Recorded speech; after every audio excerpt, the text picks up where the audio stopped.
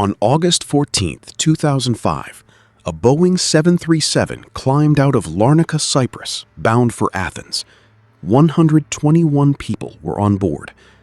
20 minutes into the flight, a warning chime sounded in the cockpit. The pilots heard it, discussed it, and misread it completely.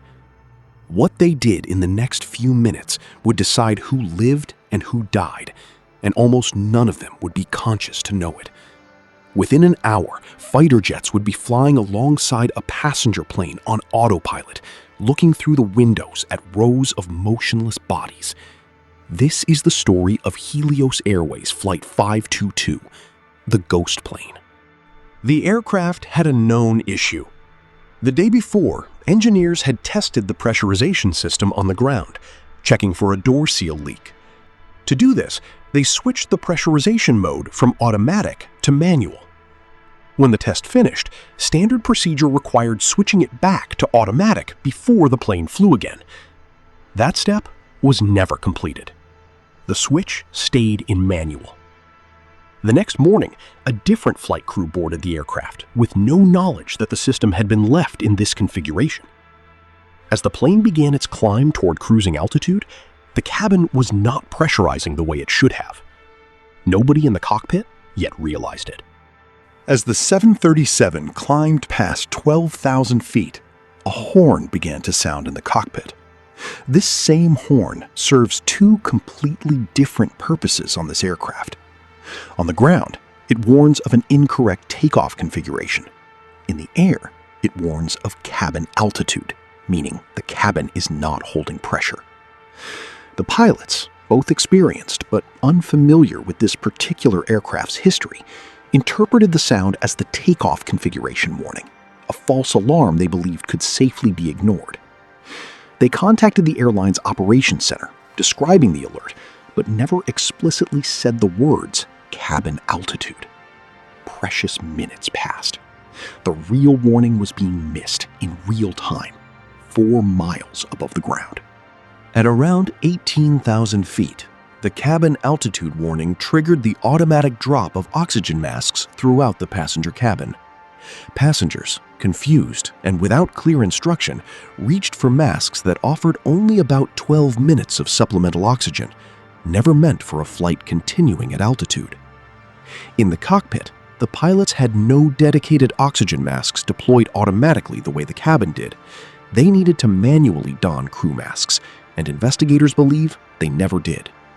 Hypoxia, oxygen deprivation, affects judgment before it affects consciousness. A pilot suffering hypoxia often believes he is thinking clearly, even as his decisions become fatally impaired. Within minutes, both pilots lost consciousness. The autopilot, already engaged, kept flying the aircraft exactly as programmed. For the next hour, Flight 522 flew itself. The autopilot held its programmed course toward Athens, leveling off at cruising altitude exactly as instructed, with everyone aboard unconscious or worse.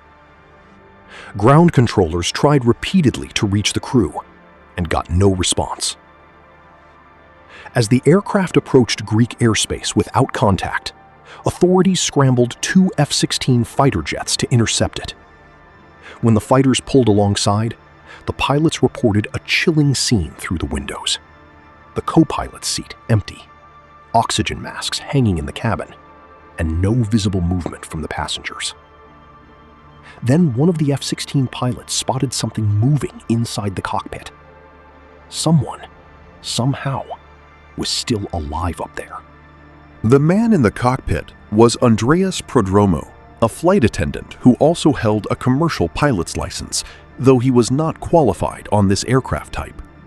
Using a portable oxygen supply, he had survived by staying near one of the emergency bottles reserved for cabin crew. He entered the cockpit, saw both pilots unresponsive, and attempted to signal the fighter jets alongside him, waving in an apparent effort to communicate. But he had no way to fully understand the aircraft systems, no time to diagnose why everyone around him had collapsed, and critically, no way to refuel a plane that was, by this point, running out of options. The fuel gauges were falling toward empty. With fuel exhausted, first the left engine failed, then the right.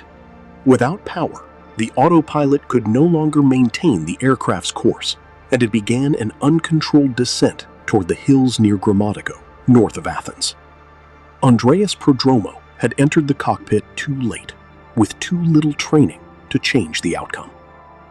At 6:18 in the evening, Flight 522 crashed into mountainous terrain. All 121 people on board were killed. It remains the deadliest aviation accident in Greek history. Investigators arriving at the crash site faced a haunting question. How does a modern airliner, full of redundant safety systems, end up flying itself into a mountain with everyone unconscious? The investigation concluded the root cause was that pressurization switch, left in manual mode after a maintenance check and never reset. But the report went further, citing a chain of failures, training gaps, a warning horn with two conflicting meanings, and a maintenance culture that allowed a critical step to go unverified. Helios Airways lost its operating license the following year. Aviation regulators worldwide reviewed how ambiguous cockpit warnings could be redesigned to prevent this exact confusion from happening again. The tragedy of Flight 522 was not one single failure. It was a series of small, survivable mistakes, none of them fatal alone, that combined to kill everyone on board. If you want to understand exactly how a cockpit warning system can fail this badly, subscribe. Every week, we break down the exact chain of decisions that turned a routine flight into a disaster. Comment below which flight you want covered next.